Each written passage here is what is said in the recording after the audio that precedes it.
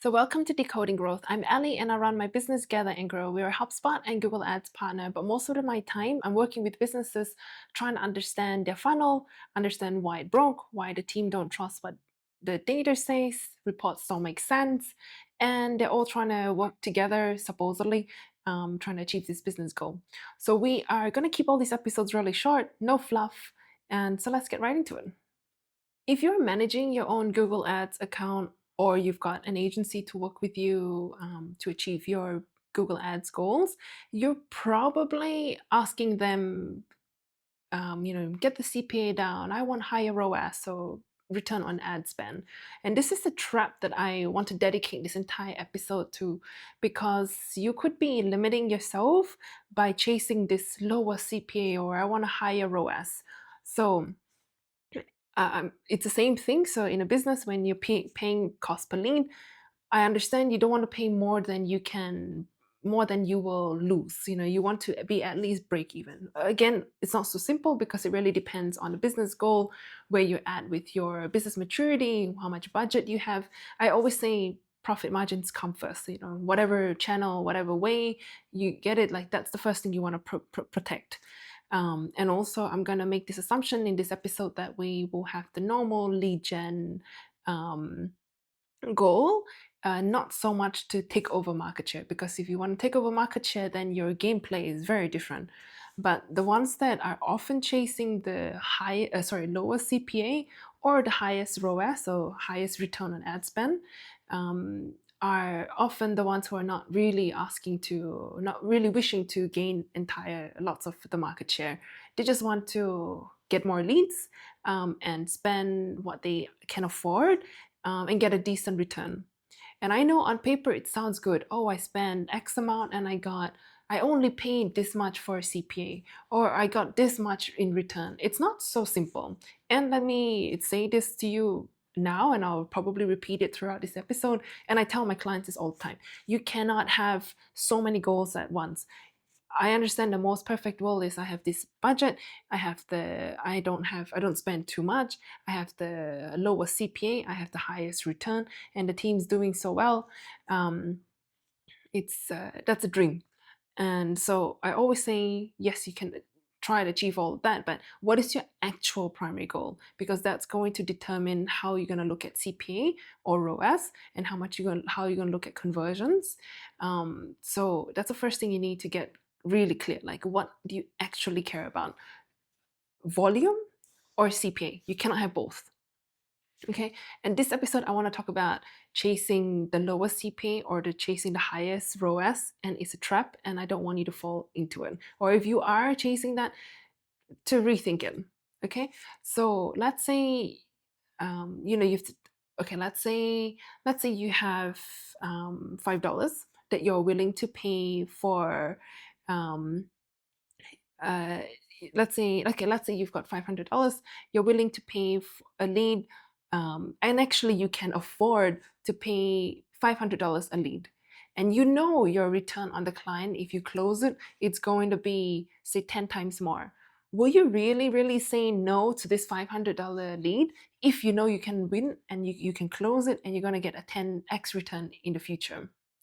Or are you going to say, no, I only want $100 CPA, and that will come in not so frequent. Let's say this $500 a lead, you can get that more frequent and more easily than the $100 a lead. Will you really sacrifice volume, that much volume, for just for the sake of lower CPA because it's maximizing your money?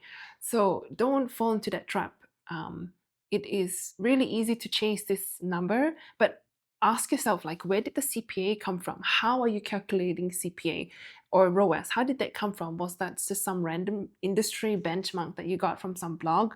When there's so many other factors that affects ROAS and affects your business and what your goals are, it's so different that it doesn't exist in a blog. So I would be looking more at your profit margins and how much would your return be if you were to win the client.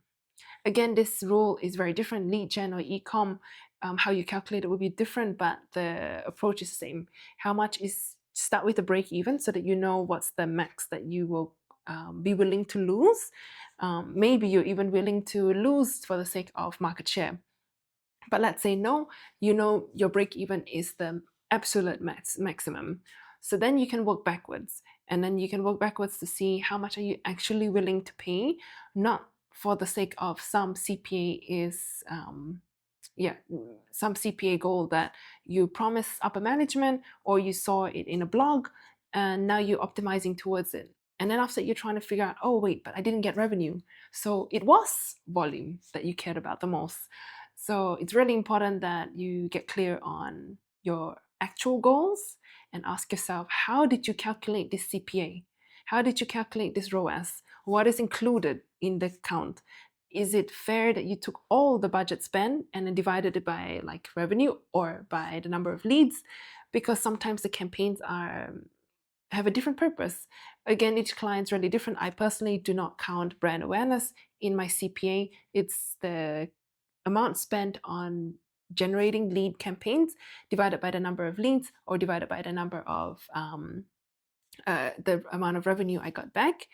For the ROAS calculation, a little bit different. But there are some clients who want to say everything is included, even though it's brand awareness. Okay, so I want to talk about efficiency when you're managing ads. I understand that you don't want to waste, and you want to maximize the budgets. That is most of the time the goal of most businesses, and your agency should be working with you to whatever your goals are. And I want to talk about how, especially in Google Ads, I'm going to focus more on Google Ads, but the thinking is similar, applies to other ad channels. But I'll talk about it in Google Ads perspective. When you're spending on ads, you're casting your net in this big ocean, and there are ways you can have a bigger net, you can have a smaller net. Some in our Google Ads world, it's bid strategy, your match types, and your button. If and if you're casting your net wide, you will get probably a larger pool of less potential leads as well and of different quality, but you get much more volume and you learn much faster. Is this my area or not? Or another area where you will say, okay, I want to be really efficient. I'm going to test way less. I'm going to spend way less. I'm going to be really narrow because I don't want to waste on any targeting that's not mine. You are going, and keep in mind, so you're fishing. You're now tossing a very small net, and you're going to get a very small portion.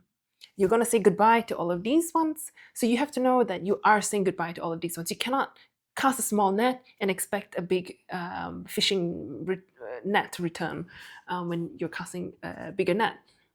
So I wanted to use that analogy to help you understand what I mean by efficiency is not always the right metric. It should be part of the overall metric because you can't just spend anything and everything.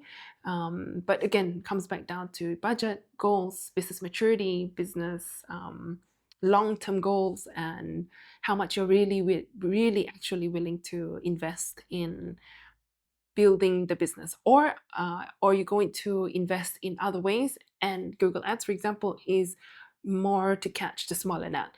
And there's also nothing wrong with that, but it's about understanding what the actual goals are, how you then optimizing the account towards that, and what your expectations are. Okay, so now I want to talk about how cheap leads may not be good leads. Of course, this is not a general rule of thumb, but it is something quite common and something to keep in mind. So, when you're willing to pay for a lead, and why I wanted this whole episode just to be talking about CPA. Let's say you have a lead who is willing to pay 120.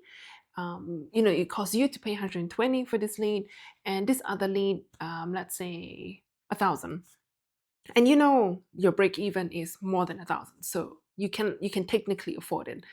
On paper, it might seem so exciting to get. I got to get 10 times amount that you get for the $1,000 lead. So let's say you have a group of leads that cost you 120, but they're not ready. They are maybe more top of funnel. They're still researching. They don't even know what they want, or they, in terms of lower quality, they are not ready to buy, but they are cheap, and you get more of them. Or do you get the one lead who costs 10 times more, so 1,000 for approximately, but they are ready, they have high intent, they are ready to sign, they know what they want, and you spend way less trying to convince them that you are the right partner, that you have the right solution. They just know what they want. Of course, this is just a story, and it's not real life, but I'm trying to show that this actually does exist in real life. So don't get fooled by the number of cheap leads. I want to tell a story about this client that I had, not from a Google Ads perspective, but also just thinking about efficiency. So they pay a variety of paid sources to get leads. Some they get high volume at cheaper rates, and some they get higher cost, but they stay longer and they're easier to convert, and the deal value is much more. So after we did some analysis in HubSpot, because that's where their CRM is, and that's of course my kind of client, we did analysis of a much longer time frame. And when we looked at the actual time spent of, like, how long it took a deal to close, how many touch points a salesperson needed to have for the cheap lead versus the more expensive lead, the more expensive lead in this case won. It was much easier to convert, even though it costs so many dollars, much more times. I think from memory, I think it was like 5 times the amount of cost per lead. So even though this was not Google Ads, the same thinking applies. Always go beyond the CPA. Like I said before, understand why you chose that CPA, why you chose that ROAS goal. Where does break even actually fit? What is your lifetime value of the client? If you have a CRM like HubSpot, where you can look back in time to see how much close one revenue deal you got from these types of leads, rank them, tag them, and actually do a much longer time analysis. You could be right that the CPA leads, the cheaper ones, convert just as well. And if that's the case, then wonderful. Then you have a reason for chasing that kind of CPA or ROAS. And keep in mind, before we finish up, about the fishing net analogy. If you're willing to pay more and you have the ability to pay more because you know your returns are going to be much more in the long run, cast the net wider. Why would you want to play in such a small pool? But it's not, of course, it's not so black and white. You need to think about, the overall business goal, overall marketing strategy. Where does Google Ads play in the overall marketing mix?